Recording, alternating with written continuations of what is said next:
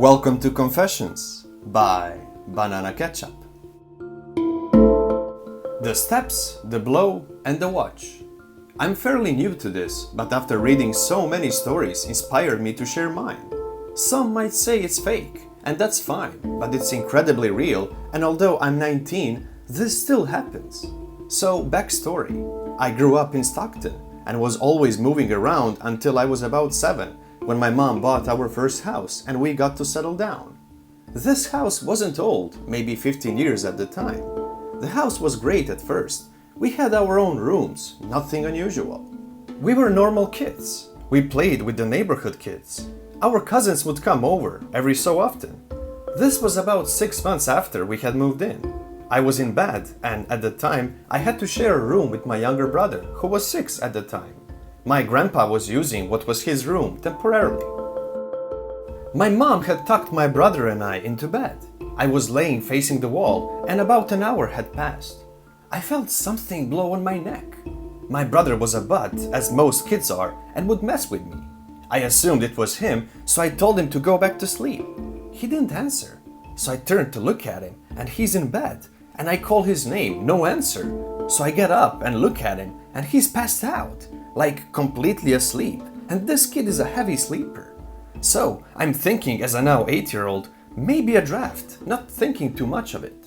I was finally about to fall asleep, but I was walking up to our old school box TV on static and at the full volume. Mind you, this was on a TV stand in a very left top corner of the room. It was a stand that was held up by the wall and too high for me or my brother to turn on, even if we were on our beds or on our toy boxes. And we had lost the remote about a month before this happened. I had to wake up my mom and she turned it off, and everything was fine for a few months after that. Every so often I would feel like someone was breathing on my neck, but would never think anything of it because I never saw anyone or heard anything. So, fast forward, I was 9, and my cousins came over for the weekend, and kids being kids, we played hide and seek tag.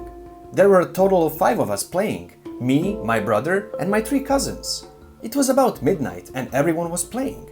The adults were downstairs, and I was in my room hiding in the closet, when my older cousin runs in and finds me and tags me, so I start to run after her, until I was stopped dead in my tracks. It felt as if I ran into a wall. But I was at my door and it was open and there was nothing there. I'm looking straight in front of me into the bathroom that was directly in front of my room, and I see what looked like a little girl the same age as me, but wearing the stereotypically old-fashioned 1800s little girl dress, and she was this sickly pale blue color. All the lights were off, but it felt as if she was being lit up by lights, and she just stood there and ran down the hall. I stood there for a second thinking, what just happened? And I walked down the hall, still stuck on what had happened. My cousin then ran into, and I asked her if she was in the bathroom, but she wasn't. No one was in the bathroom, or even in my room besides me. I eventually forget about it, but everything in the house never felt right again. The house never felt welcoming, or like it was before it felt angry, and I felt like someone or something was watching me. Anywhere I went in the house, I felt something watching me. When I would leave the house for school, I never felt something watching me, only when I was in the house. Fast forward about 5 months, I was walking home by myself because I begged my mom to let me start going home after school instead of going into the after-school program my elementary school had, and my brother stayed there. My older brother, who was 16 at the time, was still at his high school that was in a different part of town, and he would usually hang out with his friends, so I would be the only one home. My grandpa I mentioned earlier had moved out a month after the first incident of blowing on my neck happened, and I was excited. I felt like a cool teenager while only being 10. Now I'm going to describe the house setup because it's important for the next encounter. The house was in a court, and when at the front door, you'd walk into the living room, and directly in front of the front door were the stairs that curved up to the right, and at the top of the stairs was the master bedroom. On the left was my little brother's room, and to the right, down a little bit of hall, was my room, the bathroom, and my older brother's room. When you'd look past the stairs, you have the living room, and walking back, you can see the dining room, and behind the wall on left is the kitchen where the house phone is at. This is important. Then to the right of the dining room was a half bathroom, a closet and a garage door. The garage was directly under my room, the bathroom and my older brother's room. The backyard was able to be seen from each window from the back of the house, and we had a dog. She was very quiet and never barked even at the people who'd walk before the over 9 feet cement wall that divided the backyard and the semi-main street.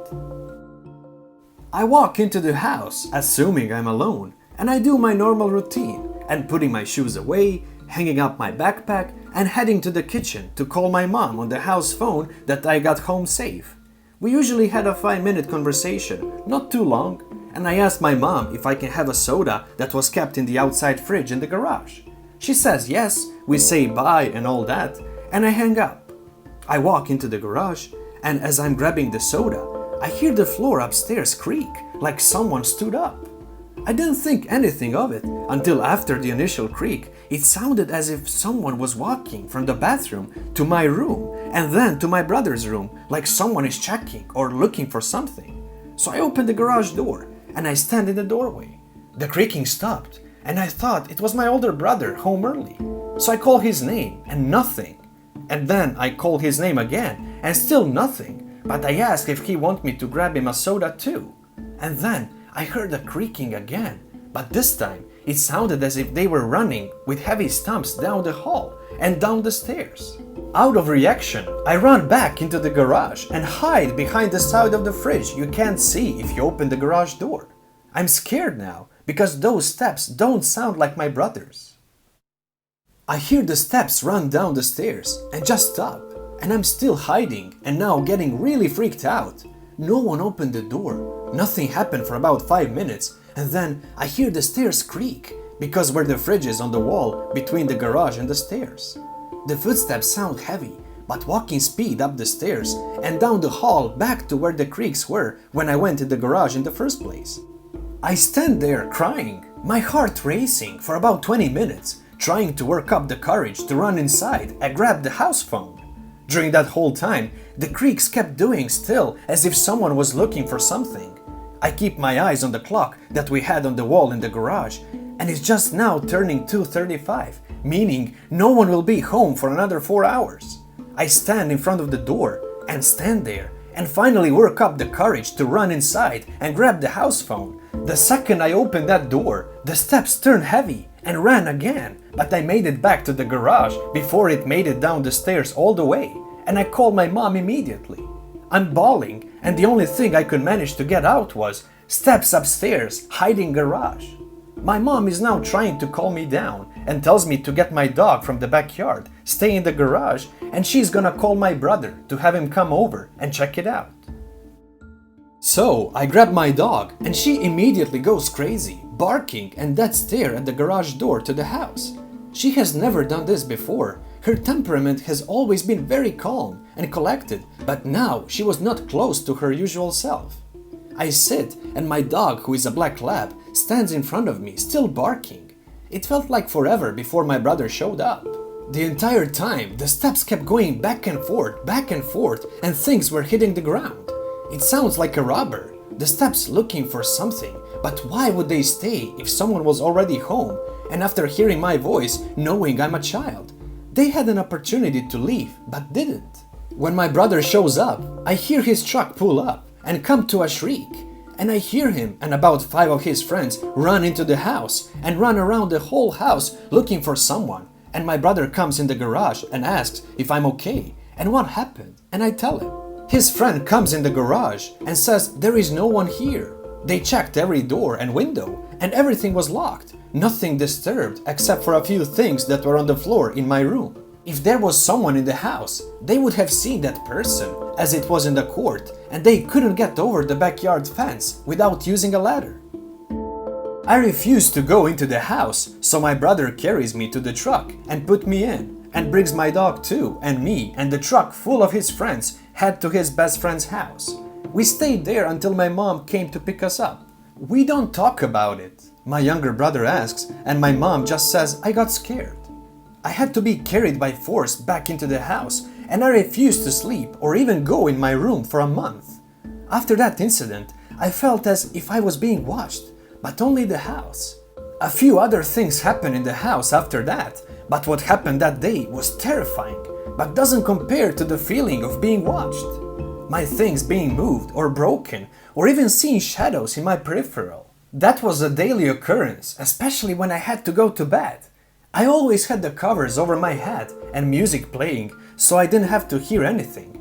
But I would always feel something like a hand on my arm, or my back, or the breathing on my neck.